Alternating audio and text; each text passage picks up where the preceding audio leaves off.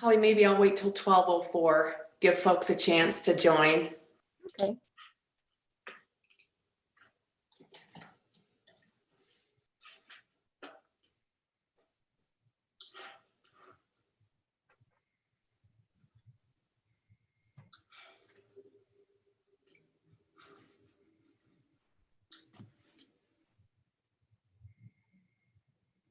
So you are there. Do you know this? Amberly, are you talking to me? Oh, guess not.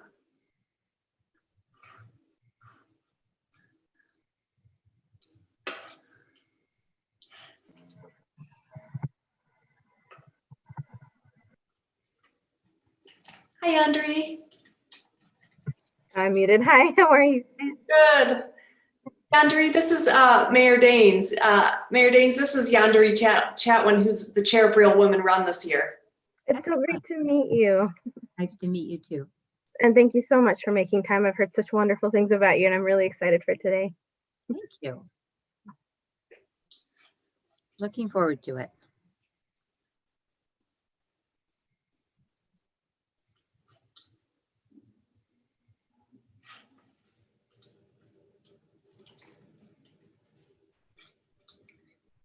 Well, I'll get started with our introduction and hopefully give folks another couple of minutes to join before we launch into our conversation. Let me welcome everybody to the first event of Real Women Run's winter webinar series, organized by Real Women Run. I want to thank this year's Real Women Run chair, Yandere Chatwin, as well as the webinar committee for organizing this event. This series is focused on local elections this year, and our goal is to encourage and prepare women to run for local office in 2021 and beyond. And I'm delighted that our first event in the series features Logan City Mayor Holly Daines as a citizen of Logan. I'm really proud to have such an incredible mayor of my city. So welcome, Holly, and thank you so much for participating in today's event. So nice to be here with all of you. Thank you for the invitation. Holly Hubbard Daines was first elected to the mayor of Logan in November 2017. Prior to that, she served on the municipal council for 8 years, and her current focus as mayor is downtown revitalization and replacing aging infrastructure. During her time on the Logan City Council, she served on boards of the Downtown Alliance, chair of the Cache Valley Trails Committee, and on a number of city committees, including Economic Development, Water and Sewer, Parks and Recreation, Library, and the Audit Committee. Holly grew up in Cache Valley, graduated from Utah State University, and received a graduate degree in Arts Administration from the University of Utah. Holly worked for arts organizations in Salt Lake and New York City before returning to Logan with her husband, Peter, in 1989 to raise their family. She had 20 years of service with a variety of community and volunteer organizations before being elected to Logan City Council. Again, Holly, welcome to the first series in our winter webinar series. And I want to say to those who've joined us today, we will save time for Q&A at the end of our conversation. So as the discussion proceeds, please add your questions in the chat section, and we will have time to discuss those a little bit later. So Holly, starting off, we've just come off a very intense election year. I think we're all kind of ready to take a breath before thinking about next steps. But what's exciting about 2021 is it's a municipal election year. So we're going to see a lot of offices open in city and local and city offices. So I'd love to hear from you why this is an important year, in particular, to encourage more women to run for office. You know, my favorite thing about city elections is they are nonpartisan. And after the last election cycle, aren't we all ready for a little bit of nonpartisan? Again, I think it gives you an opportunity to focus more on issues. And again, I love the local level. I mean, certainly women in office at every level is so important. But at the local level, you really get things done. You know, you make sure the parks are well taken care of and clean, and the trails are, you know, available, and, you know, the garbage is picked up and the streets are fixed and plowed. So it's really very much a hands-on exercise. And again, I just think when you don't have to worry about the partisan politics, and even my understanding, I think all county elections are partisan, it just kind of levels the playing field a little bit, I think, and lets you focus on issues. So in my opinion, a city office is a great way to get into, you know, into being involved in your community. You know, perhaps you might, you know, move up to a higher position. And certainly I know other women that have jumped right in at the legislative level and done a great job. Again, for me, it really worked to be involved locally. And that was part of my motivation for running. That's great. Thank you. And speaking of your own entrance into politics, thinking back to your first election, what was that one thing that motivated you to run for city council? And connected to that, how has that motivation changed or evolved over time for you? You know, and what I would like to stress maybe most for all of you women that are listening is this is a little different pathway for every single woman. For me, you know, what motivated me to run for city council is I really wanted, I mean, I'd served my community for 20 years in various organizations, and my family was to the point where my youngest daughter was 16 and could drive herself to soccer and music and wherever she needed to be. And I thought, I finally have more time available, and you know, I would love to be able to help my community and be involved more. And I think many of us as women are very, you know, we do it from a public service perspective, not necessarily promoting ourselves or advancing our career. I mean, we really, truly want to serve. And, you know, just to give you a little bit of a background, again, it was a slow process because, you know, I mean, I'm 60 years old right now, and I've been doing this. I've been mayor for 3 years and was on council for 8 years before that. So, and I certainly didn't start running for council thinking I'm going to be mayor someday. You know, it was an evolutionary process. And as I learned more about the job and got more involved and was, you know, and city council was great because it was part-time. And again, after 8 years, I thought, you know, I understand this city. I care about this city. I have the qualifications to be able to run this city, and I'll put my name out there and see if I'm elected. And again, I think I'm a little atypical in the fact that I won my first election. You know, that often doesn't happen. And I think you can't be discouraged if that is part of the pathway. You know, sometimes it just takes a long time to get your name out there and for people to know. And again, this could be a multi-year effort for you, but it's a great way to start. And again, I know one thing Real Women Run is trying to do is encourage younger women to be involved. And I think the first time I got involved, I was much younger. I had moved into this new neighborhood. I had 3 little children at home, and the city had owned property for a park for a number of years and had done nothing. And the neighborhood continued to grow, and there was still no park for my kids. And so at that point, I got together with a few other people that had created a neighborhood park committee, and we started going and talking to the city council members. And as I did that, I learned about the budget process, and that is a real key issue to learn about. And we'll talk about that a little later, one of the suggestions. But, you know, I also learned that, you know, one voice is important, but if you can get other people involved that share your views and, you know, talk to your elected officials, they will listen to you, or at least they should. And again, as a neighborhood, at one point, when we finally were having a public hearing to see if, you know, and this was a couple-year process because it had to go through the budgetary process. We finally were really close to getting the funding for this park. And I know the committee, we ran around and tied balloons with a little reminder notice to everyone's mailbox, say, come to this meeting. And we got a huge group to come down to this meeting, and we're finally successful, in getting the funding. And again, things move really slowly in government. That's probably one of my biggest frustrations. And part of it's a good thing because you do have to go through a public process, a budgetary process, public hearings. So it just, you do have to be patient. And if you're not a patient person, this may not be the job for you. But again, if you're willing to get in and get involved, you can truly make a difference. And so that entry level thing that was, again, probably, 15 years before I committed to run, that was the initial stepping stone that I thought, I see how these people work and how they can affect the community. And, maybe I could think about that someday. So think about that. It's a great option.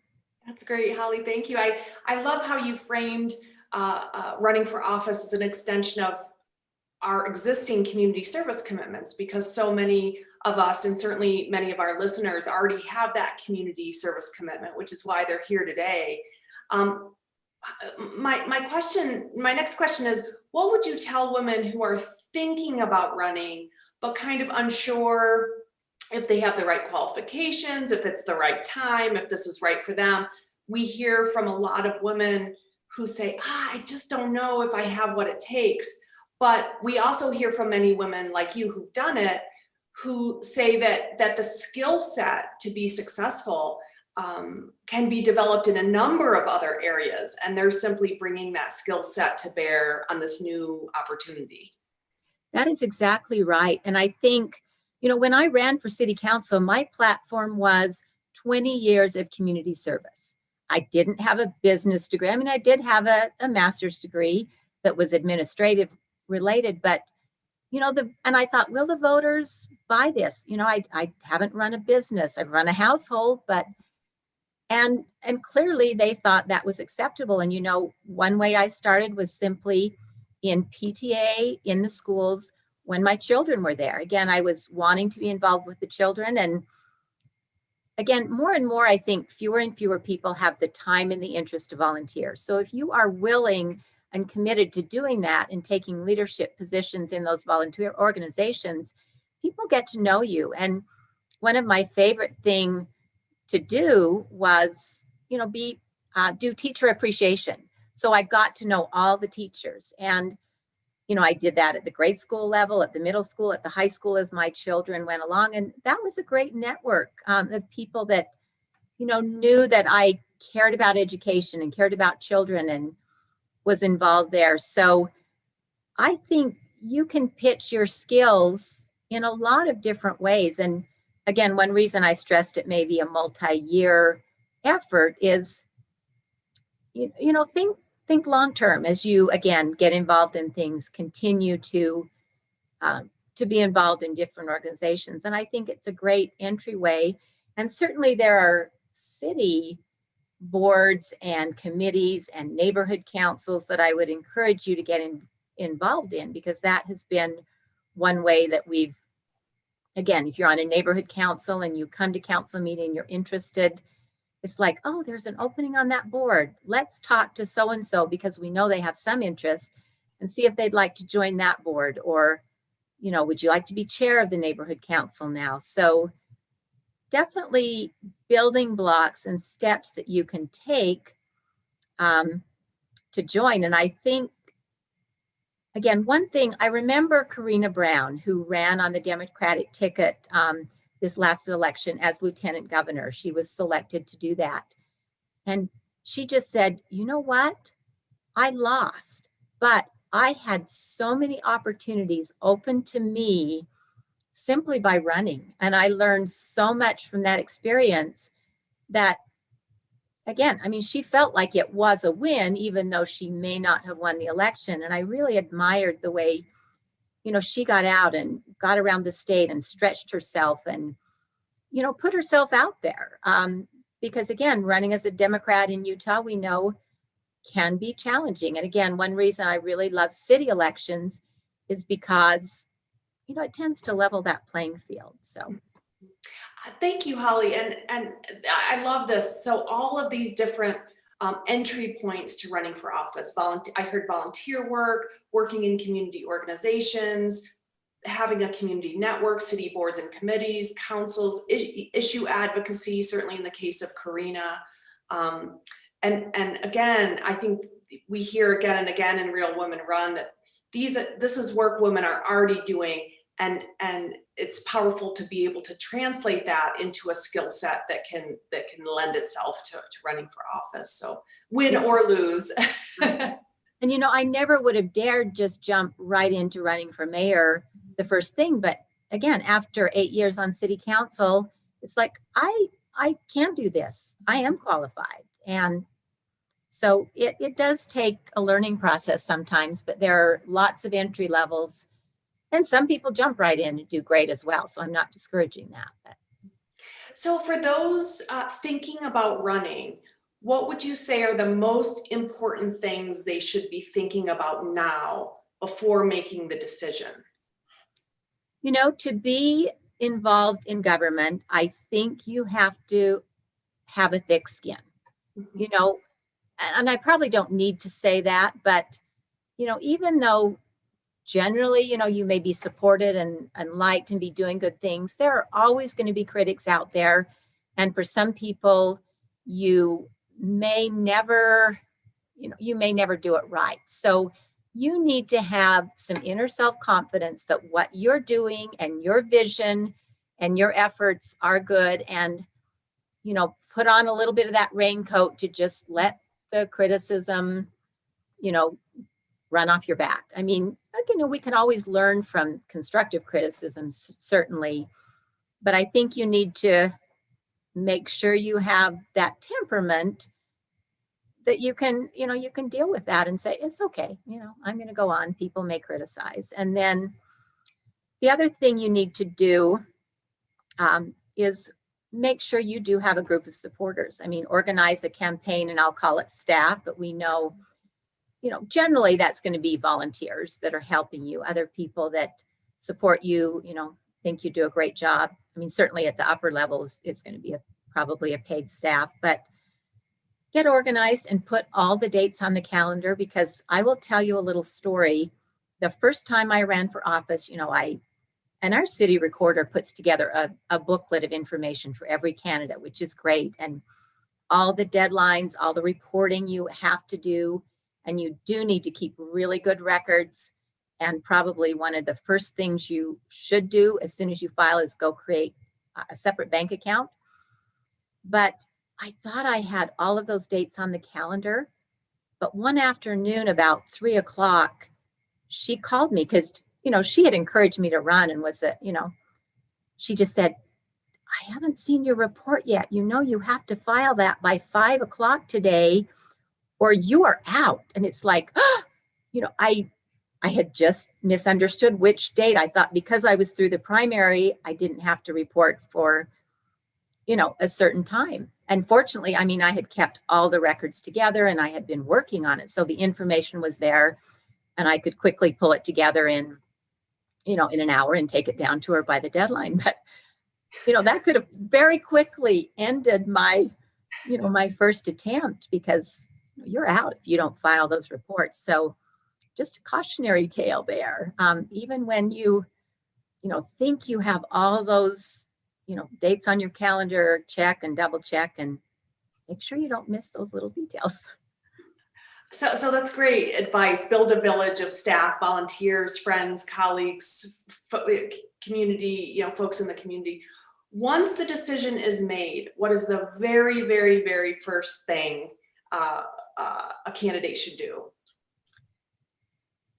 Very first thing, again, probably open that bank account, a separate bank account, but then again, have a meeting with your group of supporters and divide things up, because it is a big task. And so if you have different people that can help you with different things, you'll go a long ways. And again, at least our city recorder, I don't know if they all do it that way, prepares a really good information packet. And what I didn't know at first that I found out later was you can go to the county clerk and request a list of all the delegates, everyone that voted in the primary election. Now, you do have to pay a fee for that, but it's public information. And I think I may have had to fill out a form that was formerly a grandma request. I can't recall exactly, but, and pay, it seems like it was maybe $70. But again, that list immediately told me, if you're trying to get through a primary, these are your voters. So, how are you going to contact those people that are very active? And is it a personal knock on the door and a visit? Is it a flyer on their doorstep? Is it a letter in the mail? Again, you don't have emails on that list that comes from the county clerk's office, but there are different ways to contact people. And again, I think back to people who have been successful. They put in a lot of time going door to door, and I probably didn't do as much of that as I should have. Looking back, I think I was maybe just a little lucky and maybe a little oblivious to some of these things the first time through. By the second time around, I learned a few more things. So, but anyway, just doing some of the legwork. And the first time through, I had a friend who actually had been on city council, and she was one of the ones that did that proverbial tap on the shoulder to say, you could do this, you should do this, you would be good. Actually, I had 2 women that had served on Logan City Council before that, again, knew me from my different volunteer experiences and encouraged me. And this one woman, every morning she would go out for a long walk, and she said, give me a couple hundred flyers. And we did a map of the city, and every morning she would drive her car to a different area and then do her walk and put flyers on doorsteps for me. And it was a huge, huge help. Again, then I didn't have to pay for mailing. And the first time, wasn't a very big flyer. It was just, fairly small, but some goals and, my experience as a volunteer. And we delivered that to, not every home in the city, but a lot. And I think the other thing that, hopefully you can get some advice from is where are your high voting areas. And, if you have limited resource, certainly you have to, focus on those areas. So certainly in those precincts, we made sure every home had a flyer, and then we would choose some other areas that looked like they had higher voter turnout in some of the other areas. And again, I had a map, and if people said, how can I help? It's a little scary sometimes for people to go knock on a door and say, I'm here supporting a candidate. But, to slip a flyer under the door, so at least someone gets that personal visual, oh, this person, cared enough to deliver something to my door in the time they walk from their doorstep to their garbage can where they probably toss it. But again, I think it shows that there was a personal connection to putting something on their porch. And I did have a lot of folks that helped me do the legwork. Again, I tried to maintain a master list so I knew what areas had been done, and I asked them to report back. And, I certainly delivered the flyers and the map to them so they could, knew exactly what they were to do. And so I had a lot of good help that way. And so I think your nuts and bolts is, get your list of delegates, find out where your high voting areas are, and then plan your strategy. And it depends on resources as well. What your steps are. And now the other thing I'd advise, when I first started to run, they were just transitioning to vote by mail, which I think is great. I mean, it's improved our voter turnout.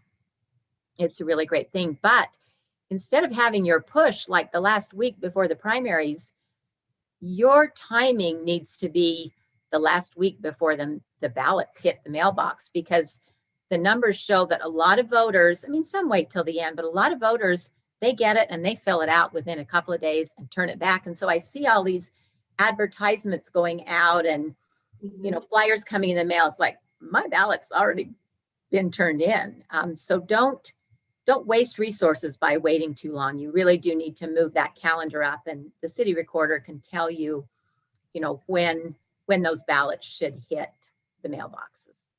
That's fantastic, Holly. So contact your county clerk, see what resources are available. And your Contact city recorder. recorder, find a map of the city, hopefully one that indicates who your voters are, what the high voting areas are, and then consult with knowledgeable friends and volunteers to come up with a strategy for getting out the vote, being mindful of the evolving timeline for voting in your city. So going back to your comment about dates on the calendar, talk a little bit about the specific timeline for running for local offices. What should candidates or potential candidates be thinking about right now and in the coming months leading up to the election? You know, the timeline for filing for any city office is the first week in June. And you have to go in person to the city recorder's office, fill out a form, sign it. You know, basically you have to be a citizen and you have to live in the city and you have to certify to that. But that's just step one. But if you are interested in doing that, you should start attending city council meetings right now if you haven't been doing that. And frankly, I mean, it's a little bit challenging on how you do that right now because you can't go in person. At least at Logan, we started out doing in-person meetings, but socially distanced. Lately, we've been doing Zoom meetings with the virus counts being higher. I'm hoping maybe by March, we'll go back to in-person because they're really, you know, it's hard for the council members to really know you're there when you're on Zoom. I mean, so I would encourage you to, if there is a public hearing and you have a question or comment, again, join so people can see your face and hear your comments or your suggestions or questions. But start going to city council meetings. And I started doing that, again, at least 6 months before I filed for office, if not sooner. And, you know, cities are on a fiscal year that goes from July 1 to July 1. So cities will be starting to begin their budget process now. I mean, we're working on ours internally. You know, let's see, I'm looking at my schedule. I think we go to city council the first week in May with the proposed budget. So by May, you know, again, if you can be involved, if your council does budget workshops, which are again, open to the public, go and listen and learn. And, you know, there are copies of the budget online if you have questions, because that's the other thing you will learn. If you want to get something done in government, it has to be done through the budget, assuming it, you know, is a capital item like a park or a trail or, you know, a new bridge or whatever. I mean, certainly policies can be changed without the budget, but that is your way. And certainly the mayor, you know, with staff prepares the budget. Council has the, you know, the duty to approve it. So they do have fiscal responsibility. And again, if you have, you know, that's a good educational process to try and be involved in that process. And at least we give our council members, you know, a big thick binder that's, you know, a couple of inches thick. And I mean, every single expense in the city is itemized. I mean, we are completely transparent. And then there are hard copies in the library. They're available online, but you have access as a citizen to that information. And that can be a tool for you. Again, depending on what you're interested in. I mean, most areas have what they call a metropolitan planning organization, which is a bigger umbrella organization. Ours is for the whole county that prioritizes transportation projects. And those can be pretty important. And, you know, they do provide funding to different cities. And again, if you can, you know, the first step is to get a line on the map in planning ahead. So, you know, organizations like that can be really important. Did that answer some of the questions? That's great. So start now attending city council meetings, pay attention to the upcoming budget workshops in spring. Sounds like late spring, early summer. Begin to make connections, ask questions, be known. Yeah, and you know, my sense too is just about everything worth doing begins with asking good questions of people who've done it, which is exactly what we're doing today. Right. So beyond the timeline, you know, actually, just let me add, sorry to interrupt with one more thing. You said asking questions. you know, as I was starting to go through the process and trying to decide whether to run for council, I did come to the budget hearings. And through that, I got to know the department, who the department heads were, because they presented. And then I did set up meetings with those individual department heads and went in and asked them what some of their priorities were, what some of the issues facing the city were, as well as talking to the elected officials. So again, generally, I mean, these are, you know, you're a citizen. These people work for you. And at least my department heads are always very willing to respond to citizens that have questions, that want more information and background. So sorry. Mhm. No, I appreciate that. So Holly, beyond the timeline, what resources are available to candidates thinking about running for office?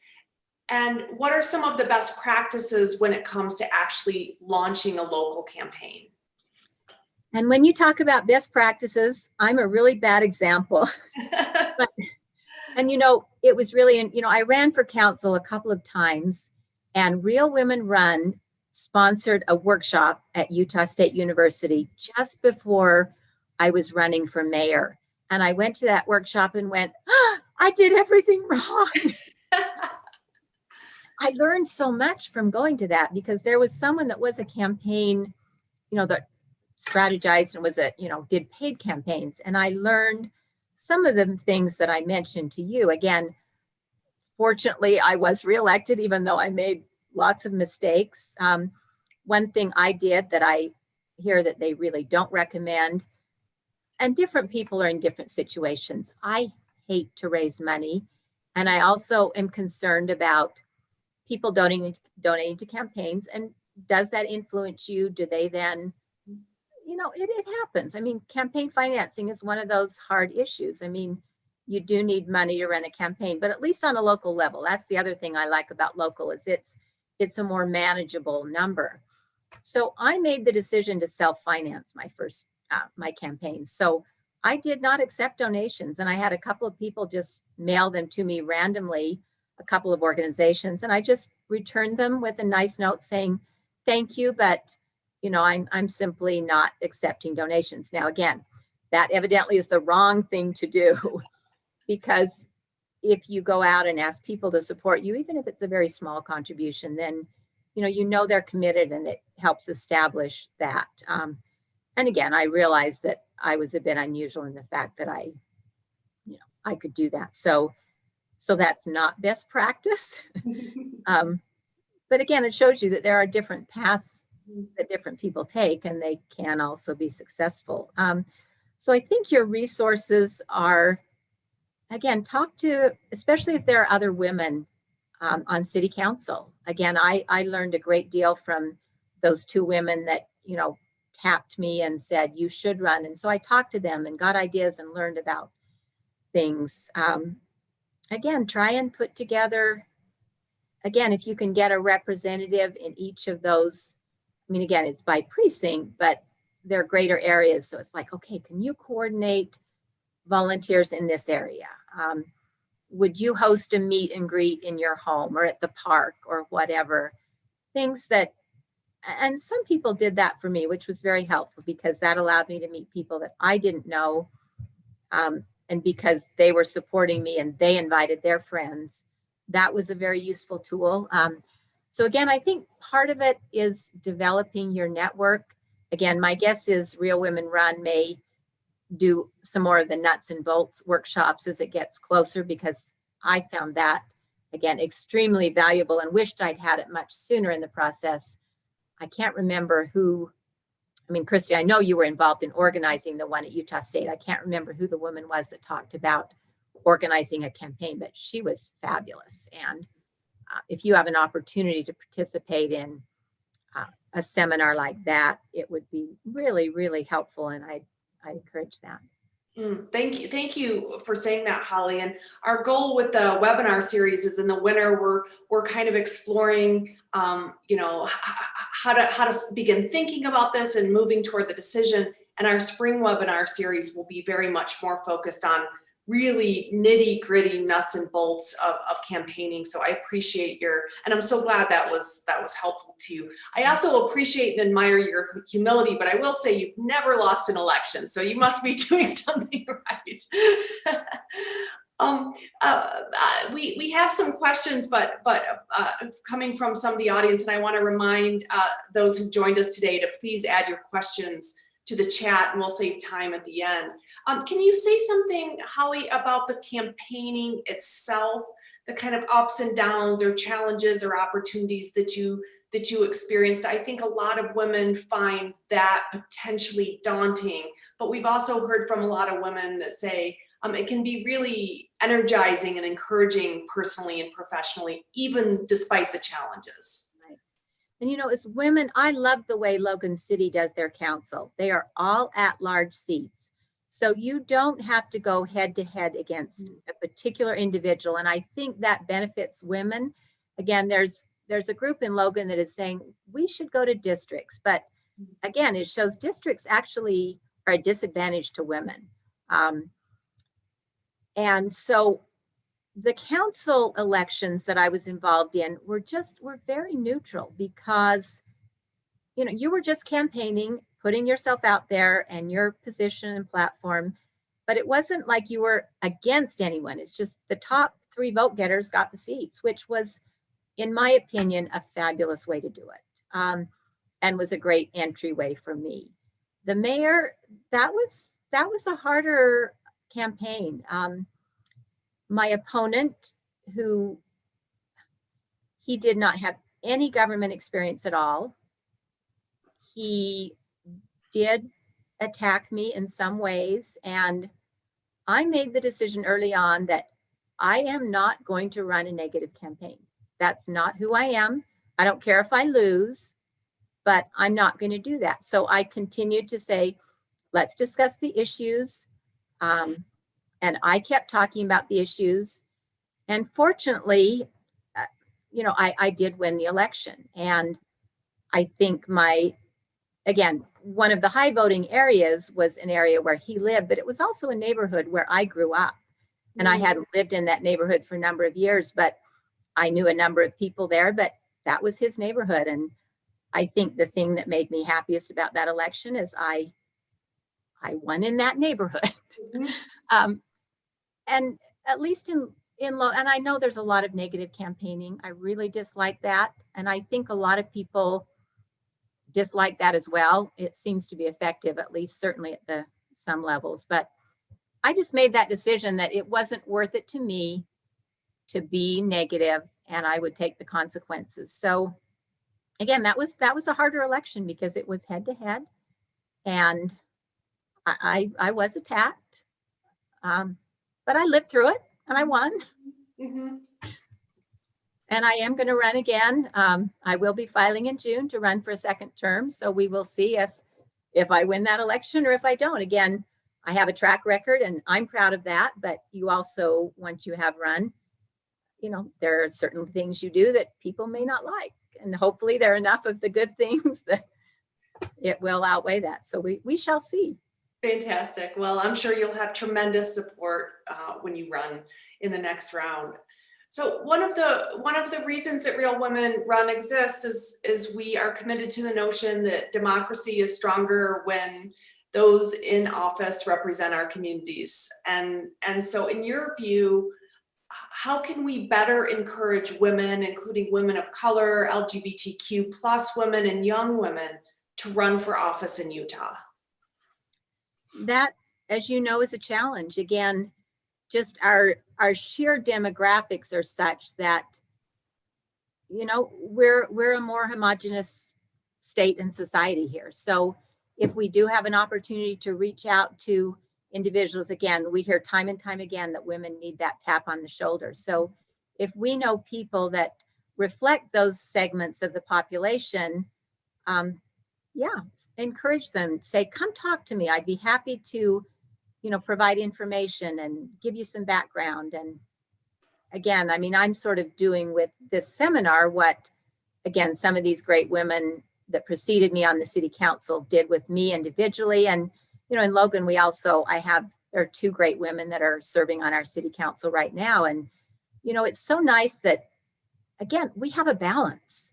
I'm not the only woman, and we just have a good mix. And again, we all know that if we have better representation of the voices in the room from our community, we make better decisions. So again, we need to reach out where we can, and also be willing, if we're in a position, to answer questions and provide information and encourage.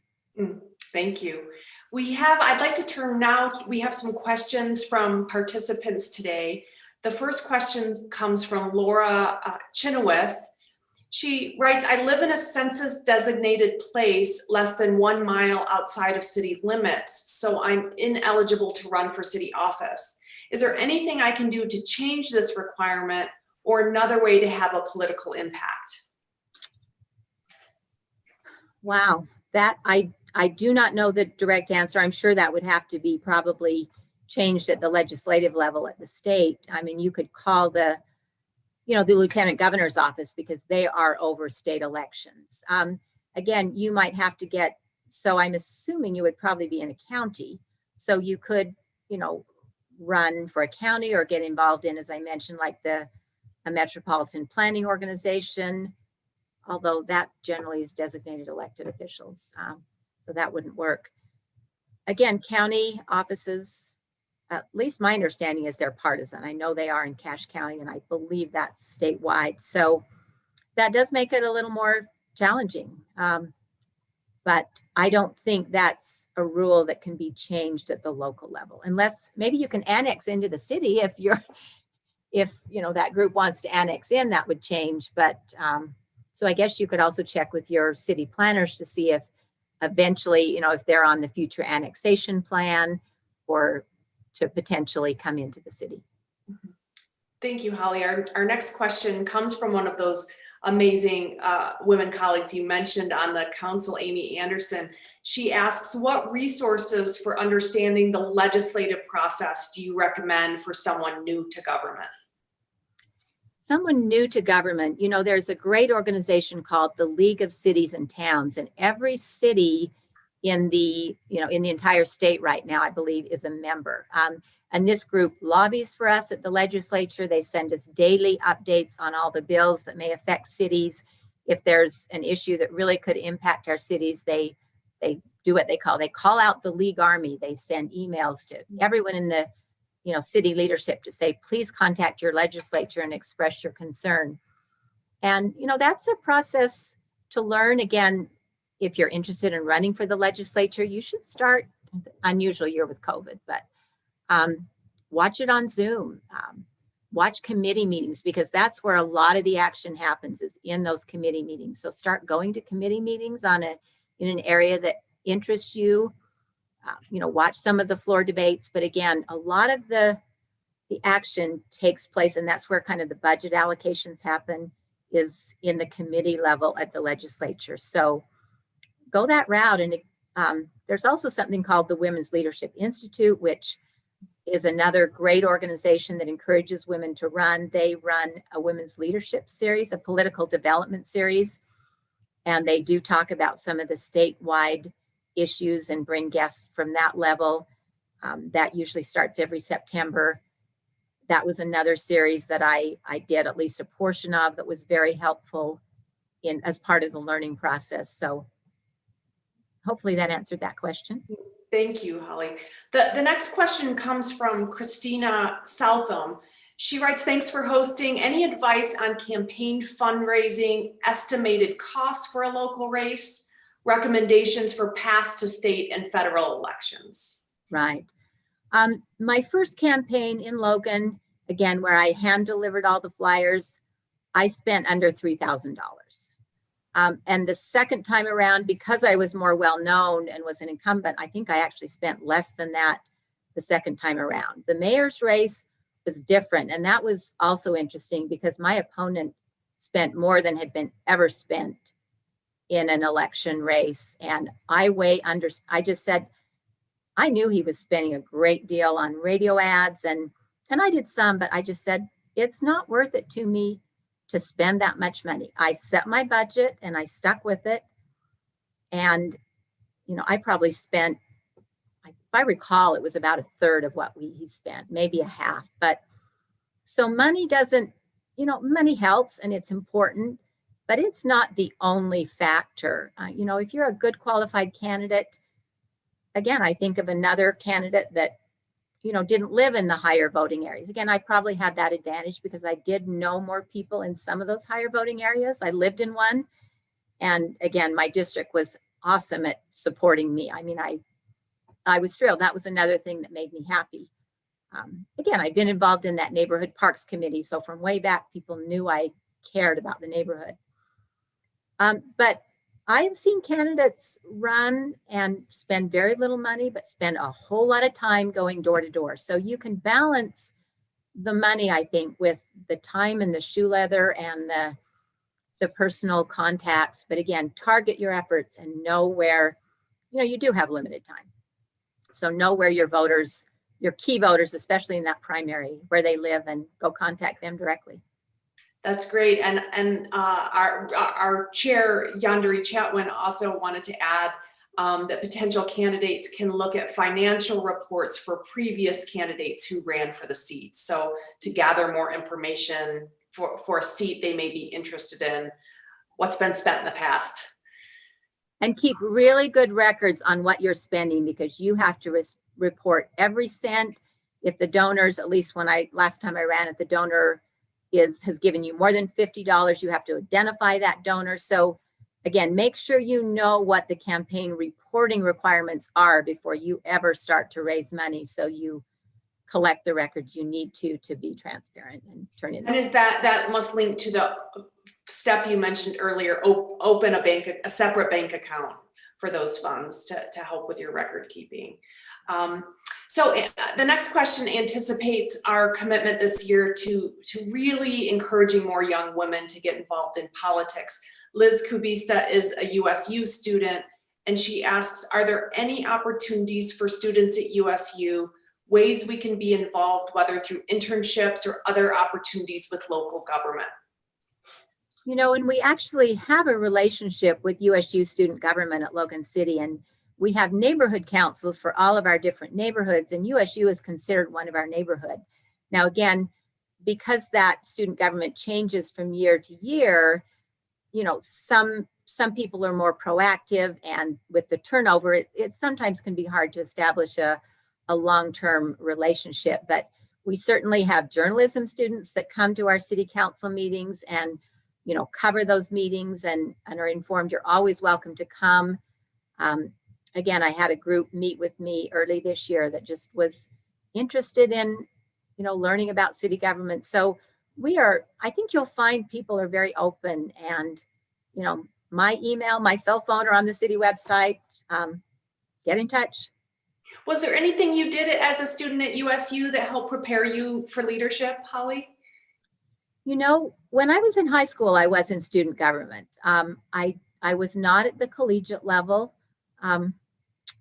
Again, I always cared about my community, and again, volunteered, and that was the avenue for me that I made work. So fantastic. Well, as a final question, I'm certainly, and those attending are certainly inspired by your leadership and appreciate your willingness to share your experience and knowledge with us today. What's inspiring you looking ahead to the new year of kind of city government, but also looking ahead to the next election?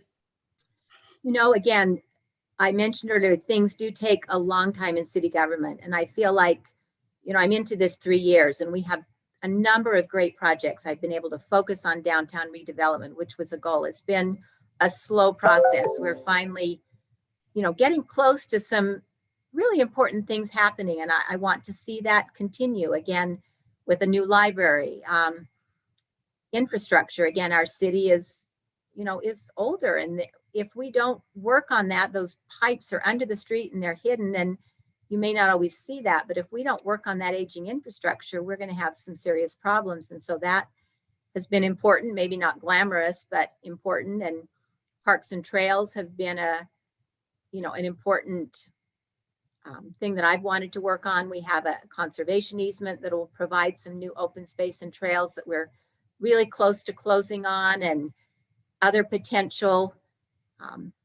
parks and neighborhoods that I'd like to see developed. So keep your fingers crossed. I'll keep working hard if I get reelected. That's great. If I And don't, I'll find lots of other things to do too.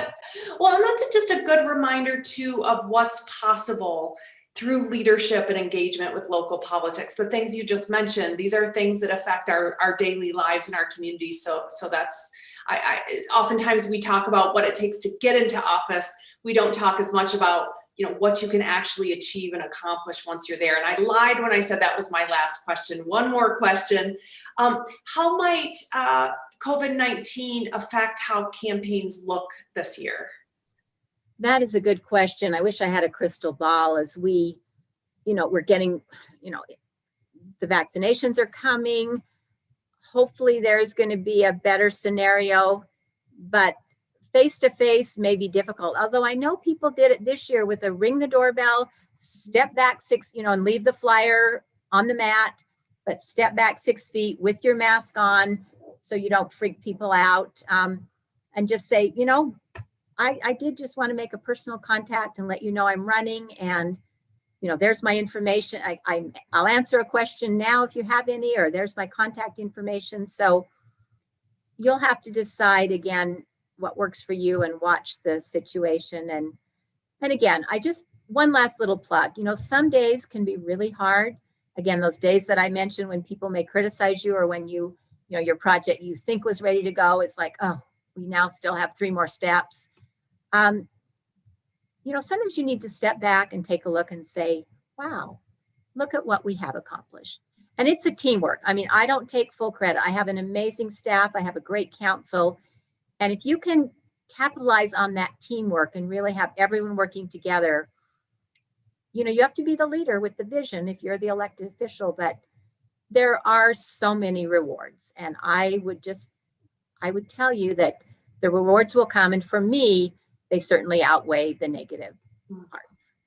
What a fantastic way to conclude our conversation, Holly. Thank you so much for taking the time and sharing your experience and your expertise with us. I also want to thank Yandere Chatwin, the chair of Real Women Run this year, as well as the fellow members of the winter webinar series committee. I also want to thank Rocky Mountain Power and Salt Lake Board of Realtors for sponsoring the event.